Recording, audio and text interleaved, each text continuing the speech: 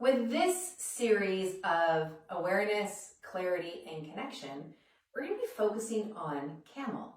Now you might be thinking, Susie, why Camel? Like, you're a therapeutic teacher. Camel is the furthest thing from that. You're right. And I've got a lot of people who have taught, as well as people who follow me, that have gotten themselves out of pain, have a really good sense of their inner world. They understand the impact of movement on their bodies, and they're doing more complex movement.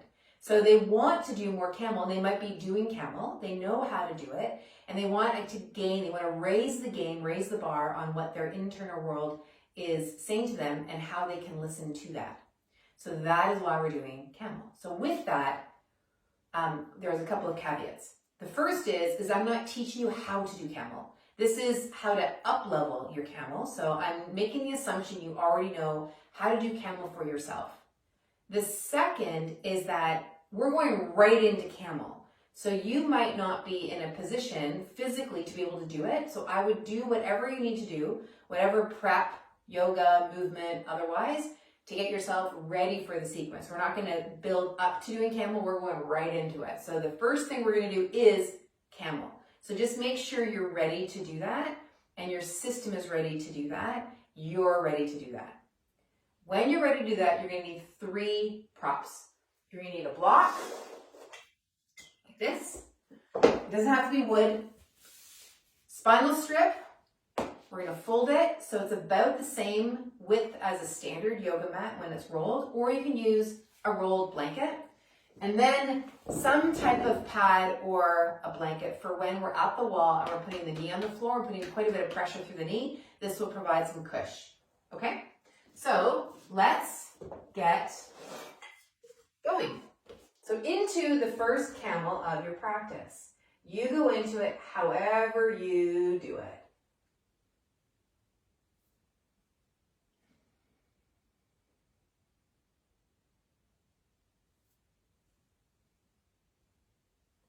Perfect. Okay, so now we're going to begin with taking your toes under. And you might need to come back and place your pinky toes under. You might also find that coming right onto the forefoot is challenging, like you might not be able to get into that fascia. So then bring the block underneath your knees and place your knees on it. Because you want to feel the whole forefoot on the floor and your toes on the floor without any strain in through the knuckles of your toes. So you might even need to bring this height up a little bit higher. And if it's feeling okay with your height, then you can always take this away. And you'll notice that the angle here gets a bit bigger compared to when my legs are up on the block like this. So that's what is contributing to why your feet feel different with the block not there versus when the block is there.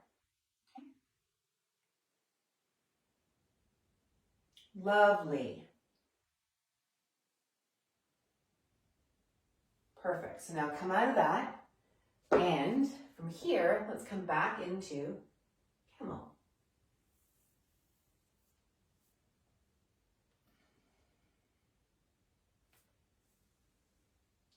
I always find it really interesting for some people who tend to hold tension in their feet, and they just release a little bit through there and connect this with their hips, how that transforms their Camel. So you may have had that experience. Not everybody holds their tension there or has a funky relationship between their hips and their feet, so that may not have been your awesomeness, but for some of you, it's going to be like, whoa, that was really cool. All right, so then from there, we'll take that further into lunge. Now, you could use a pad underneath your knee here. This is going to be a standard lunge where we're just moving forward and back. Forward and back. So if you need the pad, then please place it under the knee. We're going to take the toes back under, press the heel back, do the same thing. Now remember, we're making the movement between the leg and the pelvis. We're not driving it from the spine. So my torso is staying mostly the same as I move. Good. Okay, then other side.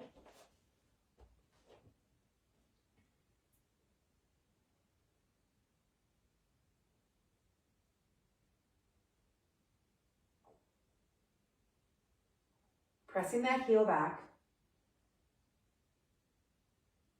Good. Okay, now from here, let's move into Camel.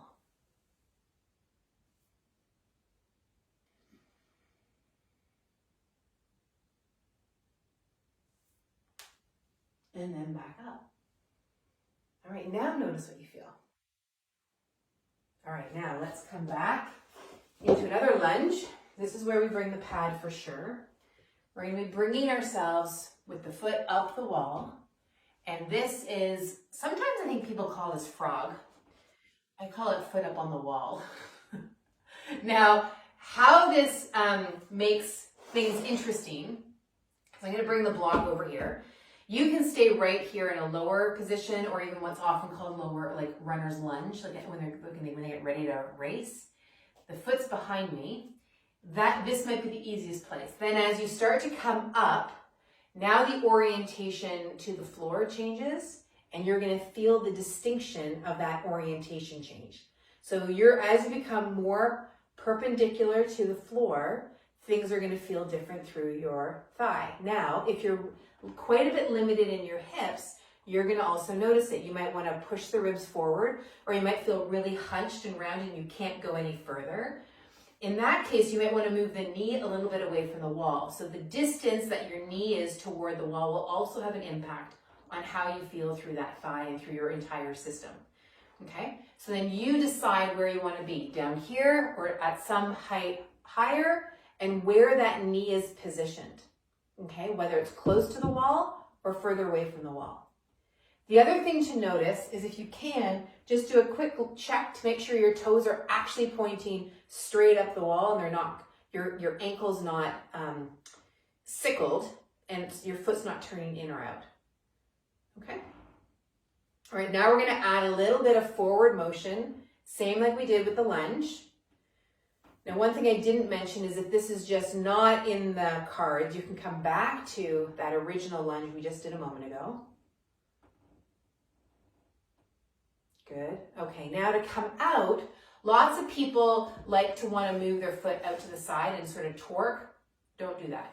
Instead, slide the knee forward like that, okay? Now, let's go to the other side. Knee comes back, foot comes forward. And you choose where you want to come.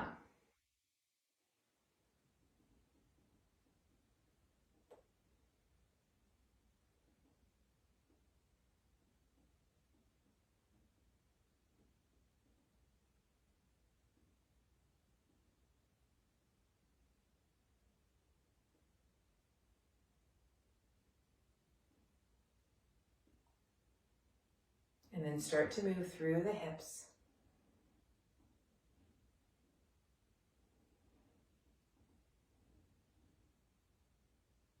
Lovely. Okay, now from here, slide that knee forward. Good, and then come back. All right, ready? Coming on back into your camel.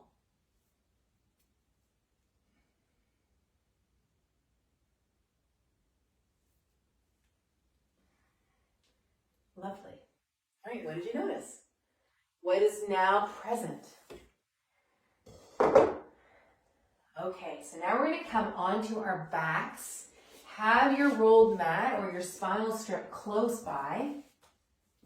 We're going to be on our backs though and do a crescent lunge, a supine side bend to begin with, and then we'll move into using the spinal strip. But what I want you to do initially is feel where your pelvis is. You're going to slide your right leg to the right, and notice as you do that, does your pelvis stay quiet? This is really the difference that's going to make the difference with this particular movement. So often people just willy-nilly take their legs into this position and their pelvis rocks all over the place. And they lose the ability to be aware of how their legs and their pelvis and their spine are actually working together. So if you can move, don't hold anything tight or rigid, just move in the range where your pelvis stays quiet. Okay, and then place the legs where that is. So you might find you move the right leg quite a bit and then the left leg does not actually reach it. Or you might find that your left leg moves just a tiny bit and your left leg moves a tiny bit. You feel where your legs and pelvis can move without that pelvis getting all wonky. And then with your arm, you can slide it like doing a snow angel into the snow. You can slide it all the way up alongside the ear.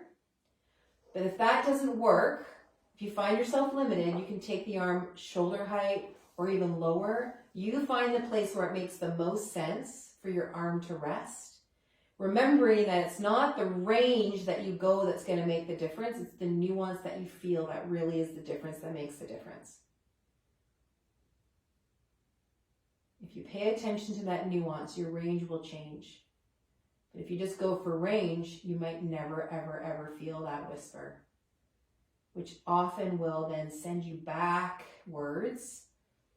Or if you have some sort of experience of strain, that might not really ever get a chance to go away because we're not actually addressing it. Okay, and then bring that arm down. One leg comes back, the other leg comes back. Slide the left over, followed by the right.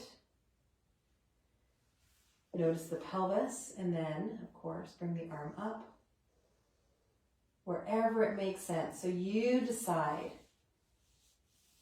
You might not feel a stretch. You may feel a stretch. It's more about being aware of the connection between the parts.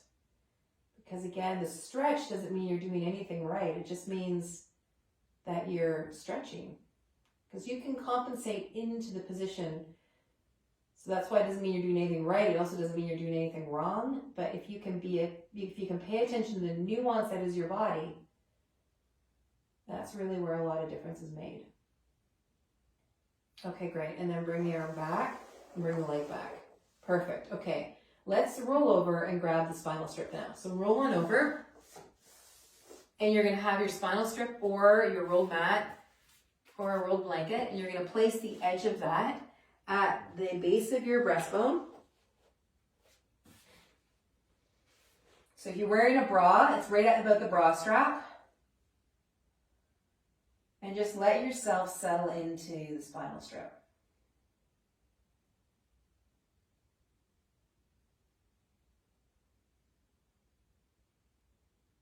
Really, really, really easy movement.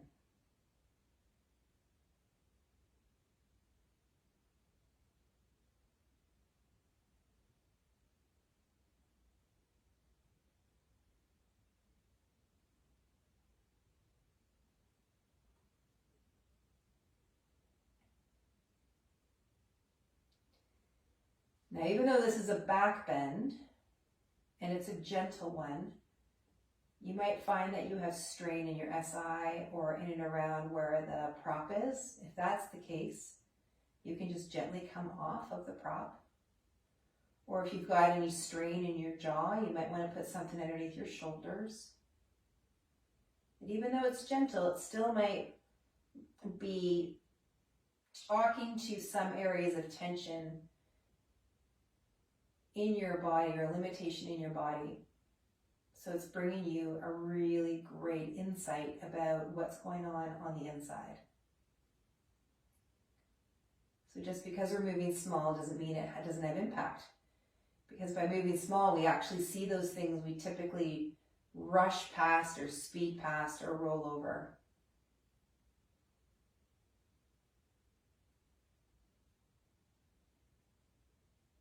Lovely. Okay, now come on back out of that one and then let yourself rest back here. And then roll over and come into your camel.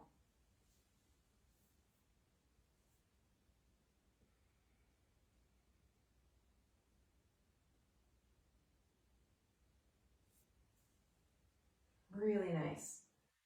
Okay, now coming back with your block. We're going to do a couple little things with the feet as we go into the position itself. So the first one is you're going to take the block between your heels. So I turn myself this way. The block is coming between my heels like this. And I'm holding the block between my heels, and I'm just kind of squeezing it a little bit. Not like squeezing the wood out of it, but just squeezing it a little, tiny little bit. Yeah? And then releasing it. Squeezing it and releasing it. So I don't want to feel this, though, in my hamstrings. Where I will ultimately feel it is in my bum, but I don't need to squeeze your bum to do it. What I really want you to get is that when you move your heels, there is a relationship to what goes on in your bum. Now, you might not be feeling that right now because the distance, your brain and your body doesn't quite get that distance. Like that coordinated pattern isn't there yet. But as you practice just pushing the ankles into the block, noticing that we don't want the hamstrings to be involved, then your bum will just very gently kind of go, ooh, ah, ooh, because what's happening is it's a rotation that's going on very subtly.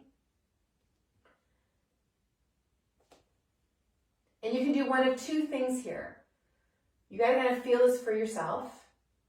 You can actually come back into the position holding on to that block, or you can take the block out. So because we're now moving backwards and our brain's like, oh yeah, we're moving backwards, you need to decide whether keeping the block between the heels and going back into camel is a good idea for you or not, right? So really listen in to yourself and decide on that. I've taken it out, having done that motion, just to feel what it's like to compare it to the other positions that we did.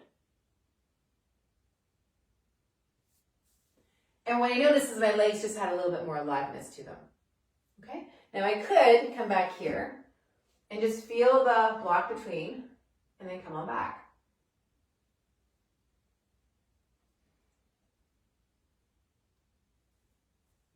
So that's what it will look like. But you kind of go on the inside and determine if that makes the most sense for you. Okay? One more little movement. Here we go into gateway. Let's do a nice side bend. You might want to rest your hand on the ribs. You might want to bring it right up alongside your ear.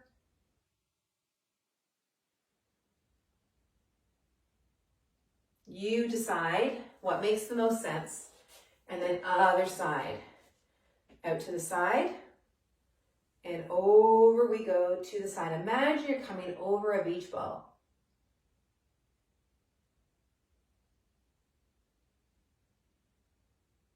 Nicely done.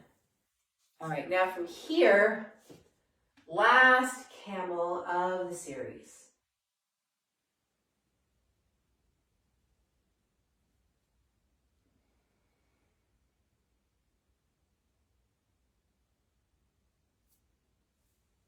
Lovely. Great. All right, now let's come back onto our backs. Rest back. Take one knee up, but don't bring it into knees to the belly. I don't want you to go straight into a forward bend. What I want you to do is place the knee against the hand and press the knee into the hand. Engage through those hip flexors. And then other side. And then take your opposite hand to the knee and press. And then opposite knee to the hand and press. And then let the legs come wide into butterfly, so rotating the leg bones and then bringing them back up. Rotating the leg bones and then coming back up. Good. Now just feel within your body what else that you need to help close this series down for yourself. And then take a few moments just to breathe easy, easy, easy. And then when you're ready to move on,